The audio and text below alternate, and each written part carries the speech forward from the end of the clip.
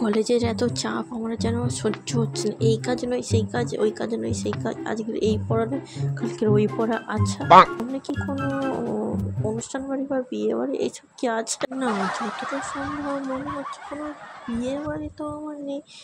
কি হতে পারে, কি বা থাকতে পারে? ধুর, এই পড়া কপালে নাকি বিয়ে বাড়ি জুটবে। আমি কিভাবে যে ভাবলাম এই কথাটা আমি নিজেও ভাবতে পারি না।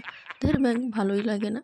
বিয়ে বাড়ি না হলেও কোনো তো একটা সামনে অনুষ্ঠান তো আছে। কি অনুষ্ঠান, কি অনুষ্ঠান হতে পারে? ও হ্যাঁ, সামনে তো আমাদের কলেজের বসন্ত উৎসব। সেজে গুজে যাবো, দারুণ দারুণ ফটো তুলবো, ভিডিও করবো। আমার মনে হয়েই তো মনে ফুল ফুটে যাচ্ছে, কি আনন্দ হচ্ছে মায়েরই।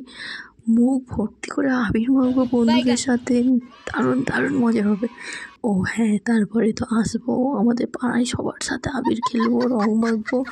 উফ, কি আনন্দ! সবার সাথে ফাটিয়ে আনন্দ করবো, ফাটিয়ে মজা করবো। না না, পড়তে হবে, পরীক্ষা পরীক্ষা পড়তে হবে। ভালো লাগে না যেন ব্যাং। হোলি শেষ হয়ে যাওয়ার পরে মনে হয় এখন আর কোনো অনুষ্ঠান নেই। ও হ্যাঁ, তো সেই চড়ক গোষ্ঠ আছে না, নীল পূজা আছে, বাবার মাথায় জল ঢালতে যাবো। সেই কি আনন্দ যে হয়, কি আর বলবো।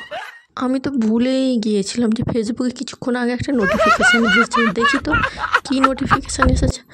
ও মা, কি কমেন্ট করেছে! এত সুন্দর লাগছে আমাকে, আমি এতই সুন্দরী, আমি তো লজ্জায় লাল হয়ে যাচ্ছে। উফ, কতদিন পরে একটা ভালো কমেন্ট পেয়েছি। না বাবা না, এখন ফোন ঘাঁটলে হবে না, সামনে আমার পরীক্ষা, ভালো করে পরীক্ষা দিতে হবে, এক্সাম দিতে হবে, তারপরে ফোন ঘাঁটবো। এরপরে কত কিছু আমার প্ল্যান আছে, নাহলে সব ভেস্তে যাবে। ইতিহাসের একটা নোটস নিতে বাকি ছিল মনে হয়। আচ্ছা দাঁড়াও, ফুরুলিকে ফোন করে জিজ্ঞেস করি যে সেই নোটসটা আছে কি না তোর কাছে, আমাকে একটু পাঠাতো। হ্যালো, হ্যাঁ বলছি তো।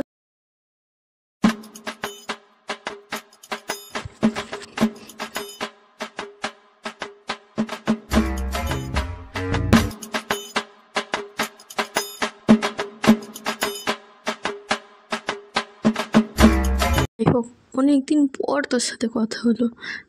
এবার রাখি, ঠিক আছে? অনেক এবার মা বলবে। রাখছি রে, বাই।